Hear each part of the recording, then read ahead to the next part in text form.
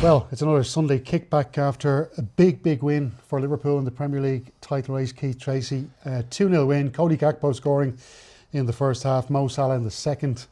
And Manchester City again with another poor performance. Is this really the time they need to start worrying now? Yeah, you would be starting to worry now. I said before the game, I'm not pressing the panic button on them, but the performance, Stephen, you can look and you can think, well, there's so much talent in the dressing room. Kevin De Bruyne is going to be building up his fitness coming into January. He'll be there. Ruben Diaz coming back into the team as well. You think, right, there's leaders, there's talent. It's all going to come together. You can't just fall off a cliff. Not everybody at once. And I know people are saying, well, there's a lot of players in their 30s. 30's not like he used to be when I played. There's like Mo Salah is 32 and still at the absolute peak of his power. So I don't buy in that they've all got too old and you haven't got the legs. I just think people have really good tactics against them. They know how to play. And Manchester City throw a blanket on everything. Well, this is how we're going to do it, and it doesn't matter what the opposition is or what they're going to do. This is how we're doing it. And you see with the first goal, the balls in for Salah in behind. They're not difficult balls to hit. If you're Trent Alexander-Arnold and there's no pressure on the ball, you have to drop. You must drop. The fact that they're on the halfway line with no pressure on the ball, it's basics of football. It really is basics. And if you're the centre half and you see Salah on your left hand shoulder and there's no pressure on the ball, you're thinking this ball's only going in one place. And it happens so often. I know Pep is saying we want to squeeze the game. Luis Diaz on one side, Mo Salah on the other. I'm not so sure he'd be playing a high line. And so often Liverpool got in behind. Yeah, so normally in these situations people want to look and find one particular, like, what is going wrong with City at the moment. There just seems to be a number of factors. They're obviously missing Rodri, the Ballon d'Or winner. They're missing a lot of key players in different positions. And then that's leading on to maybe the mistakes that are being made. We said so many times today, Bernardo Silva coughing up possession, being put under pressure. Ederson dropped after what happened during the week. Stephen Ortega coming in, perhaps not, he's not an experienced Premier League goalkeeper. Again, we were baffled by Pep Guardiola's decision to put Matheus Nunes out on the left-hand side. He just could not beat a man. And it was notable that they bring on two wingers in the second half and they got a lot more joy. So even the manager has to take criticism for that performance today. Yeah, and you're not sure what Pep Guardiola, for me, has a tendency to overthink these bigger games, and you think maybe he's gone with Nunes on the left and thinking, right, well, we're going to be Liverpool are attacking the Kop in the first half. Maybe we weather the storm in the first half. Second half, we'll go and play a bit of football from there. I understand that thinking, but so often Nunes got Trent Alexander-Arnold in a 1v1. You think, well, what are you good at and what's he not good at? Trent going backwards into his own 18-yard box, for me, can make a couple of dodgy decisions. But if you're going to dribble at him to a certain extent and then just come back out and recycle the ball, Liverpool's press was unbelievable. So the sideways and backwards passes, especially from Bernardo Silva, so often he played it backwards without even looking. Nunes was coming inside. Salah chases absolutely everything. So I just don't, look, Bernardo Silva, there was one where they had decent possession on the edge of their own 18-yard box and he just belted it as far away as possibly could. You're thinking, in one instance you're trying to keep the ball at all costs, in the second you're just bouncing as far away as possible. And the fact that Silva has come out and said, I think City are in a dark place, and then Pep is coming out and saying, oh, I don't think that.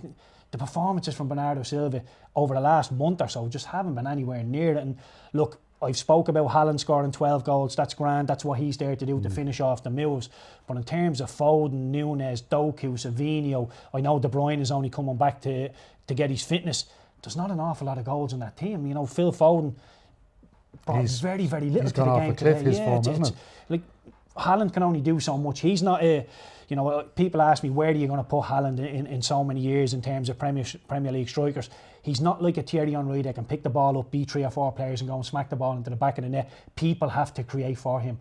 And although he's getting little sniffs here or there, I know he missed a couple of chances against Spurs, they're letting him way too many goals, and they're basically saying to Haaland, to Foden, to Grealish, Doku, Savinho, whoever it is, we need to score 2 or 3 goals here to win this game. And you look at Liverpool, they're keeping clean sheet after clean sheet against the bigger teams, and they're saying to Diaz and Gakpo, Nunes, Salah, go and get us a goal and we'll defend the game from there. And look, you're looking at Kanate coming out and thinking that could possibly shake Liverpool a little bit. I thought Gomez was brilliant in the 70 minutes he played centre half. He was really good. So yeah, all looks really good for Liverpool, but I didn't see it being this good whatsoever. I still thinking if somebody can get the other side of that Liverpool midfield without a proper number 6, I think they can be found out. But so far, so good from Liverpool. Yeah, we will come on to them in a moment.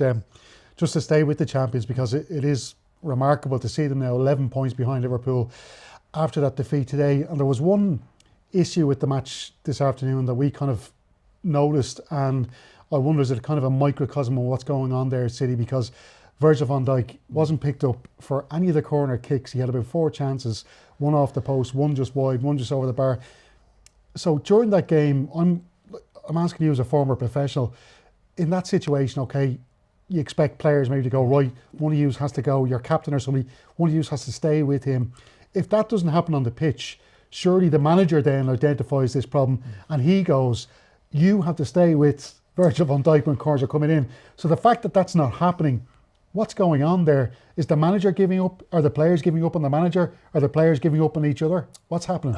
I think it's a lack of leaders. I know we can go to Rodri not being there, but surely, like I say, Ruben Diaz as well. But Van Dijk hits a header just wide, hits the crossbar, was dangerous from 1 or 2 others. And I think there was one corner that Kyle Walker decided, right, I'm going to go and mark you. And Van Dijk still got his head in it, just floating in around the back, still got his head in it. But if you're a Ruben Diaz, and I take the point that Pep should probably flag it, but when there's so many thousand scouts are screaming at the top of their lungs, it's very difficult to get your message across. But surely somebody should have said, well, he's won the last 3 headers, somebody go and mark him. And I was always in teams with like the likes of a Sam Allardyce that said, you go and mark and you take full responsibility. So if I'm marking you, you're not scoring, and if you don't score, I've done my job. But these zonal markings, you think if the ball comes into a certain area, then it's my problem. But if it doesn't come into my area, it's not my problem. And the one thing you don't want to be giving 6 foot plus players is a run on you. You give a 6 foot plus player a run on you, especially somebody like Van Dijk, they're going to win it all day long. So for me, take responsibility, get close, mark somebody, and make sure they don't get the head in it. So Liverpool, absolutely fantastic. I did their game last week against Southampton with Brian Kerr. I was on their game as well during the week against Real Madrid. A poor first half against Southampton, and they came from behind to win that game. But the next 2 matches, their first half performance is sensational. They went out and they attacked Real Madrid, and they did the same against Manchester City today. Yeah, and you flagged it in during the commentary, Stephen. The way they interchange their positions, it just seems so good. Like, the 3 in midfield are brilliant players, but they never seem to all go at once. It's like somebody knows, I have the forward lads, you can go. And it's just communication, it's just understanding of when to go, when not to go.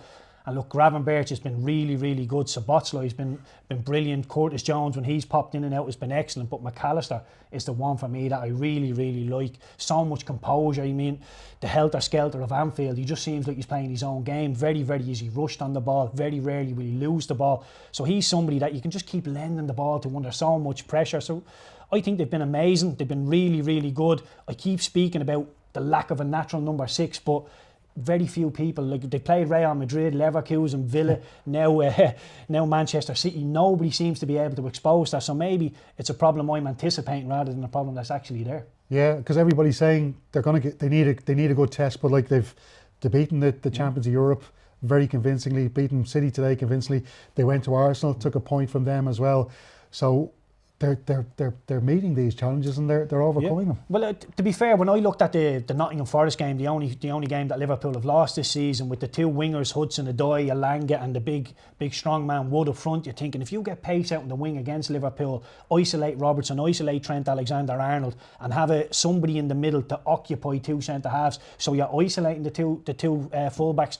I think there's something to go and get after Liverpool. But what Forest did so well was for 60-70 minutes of that game, they were just competitive against Liverpool. Then they put on players that could go and hurt them in transition, and it worked really well. But getting at that back forward of Liverpool is a hard thing to do. To get at City's back forward is very easy. When they lose the ball, they're all over the pitch. There's no real shape to them. So when they lose it, you can go straight for them. But Liverpool, when they lose it, the recovery runs are brilliant from the midfielders. Even Darwin Núñez comes on the pitch and he's probably thinking, as a striker, I might be able to nick a goal here. He was getting standing ovations for tackles he was putting in the last 10 minutes. So the want, the desire, the talent, everything seems to be there from Liverpool, and they seem like the real deal. Yeah, because a lot of people questioned the wisdom of bringing a manager like Arne Slot in, because he only had the experience of managing with Feyenoord in the Eredivisie. And it was a big step up for him to go to manage a club like Liverpool. But his tactics have been spot on, and he's shown that he can make tweaks in mid-game when things are going against Liverpool. You know, he can set teams up well from the start of games as well. And as we were talking about the change of positions, all that kind of stuff, he seems like a really brilliant coach. Yeah, and that's why we talk about tactics, you know, in-game tactics, when to change, what to do, what not to do.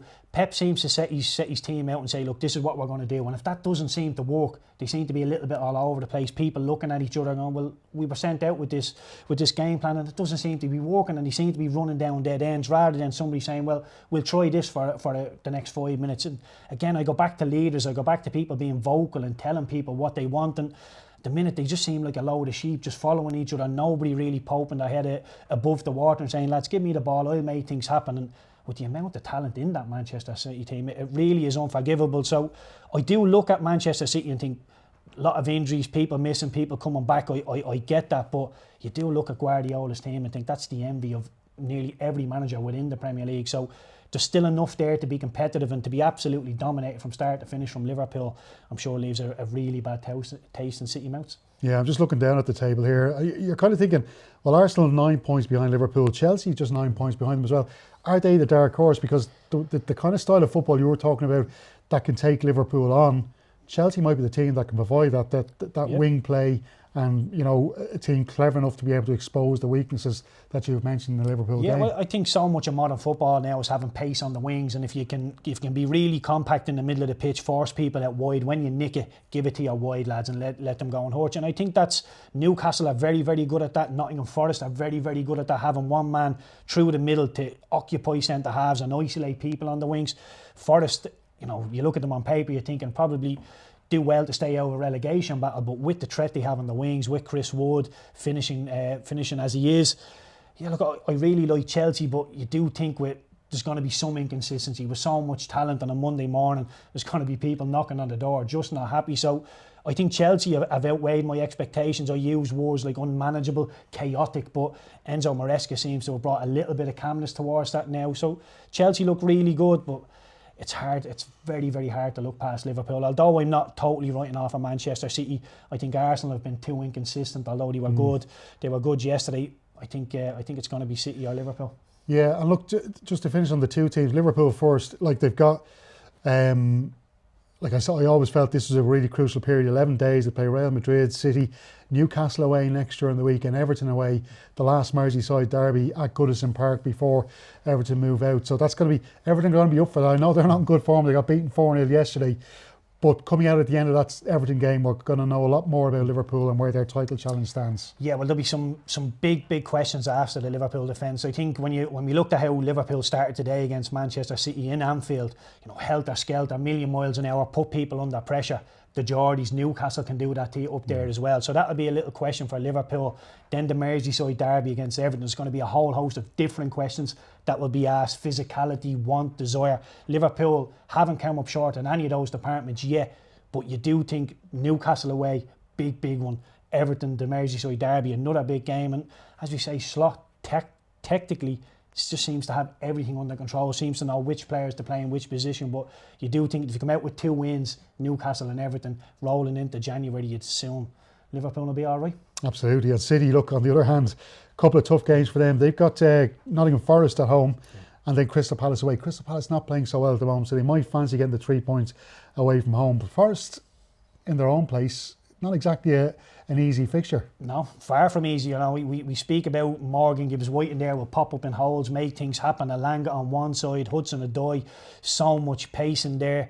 There's Yates as well, will put the foot in, and Chris Wood will go and just, you know, he'll bully anybody. Ruben Diaz coming back into the Manchester City team, probably a little bit undercooked, going up against Chris Wood. It's probably not the physical battle you want. So there's a lot of the Forest players will be licking their lips thinking, lovely, this is a great game, but you'd imagine City need 6 points in those 2 games. If they drop points, are they out of the title race in those games? I would. They're 11 points off Liverpool now. That's really going to be hard flirting with any. I know I said before the game there's 75 points to play for, massive amounts of points to play for. There's still so many things that can come to the forefront. As an Arsenal fan, I'm thinking maybe, you know, if a Trent contract leaks, that maybe he's flirting with a Real Madrid or Van Dijk or Salah. Could something like that maybe trip them up? I'm not too sure. I think I'm trying to look for problems than actually problems being there, because, you know, the first couple of months of the season has been unbelievable for Liverpool. Just finally, Caoimhin Kelleher, another, well, he didn't have too many things to do today, but he you know, late in the game, he made a very crucial save when, you know, a lot of players or goalkeepers' concentration might be gone at that stage. But he's proved himself to be a top-class goalkeeper in this period in place of Alisson. The January window is coming. He did say when he was on Ireland duty back in September that he was willing to look elsewhere. So what does he do now? Does he look for a club to move to, or does he stick with Liverpool? What do you think his situation will be? I'd love to see him play more often. I think Alisson is always going to be the number one there, being the Brazilian. He sort of has that sexy name. He's able to play out from the back. But Caoimhin's outstanding. The one-on-one save against Kevin De Bruyne in around the 82nd minute. If that goes in, it's 2-1 with 10 minutes to go with squeaky bum time. So big moments of the game, Caoimhin had largely very little to do, but saves a one-on-one when he's idle for 80 minutes. So it shows you that his mentality is right. He's staying tuned in the game. But as an Irish fan, I'd love to see him playing week in, week out. I think he's earned that right, and I'm sure there's a couple of Premier League suitors just licking their lips thinking if we can get him out of there, all well and good. But he's been that good that you'd imagine that Slot, just like Klopp, will think we don't really want him to go, and the last thing we want is another player who seems to have the world at his feet in terms of talent, in terms of what he can deliver in big games. We don't want him sitting on the bench. Cheers, Keith. Cheers.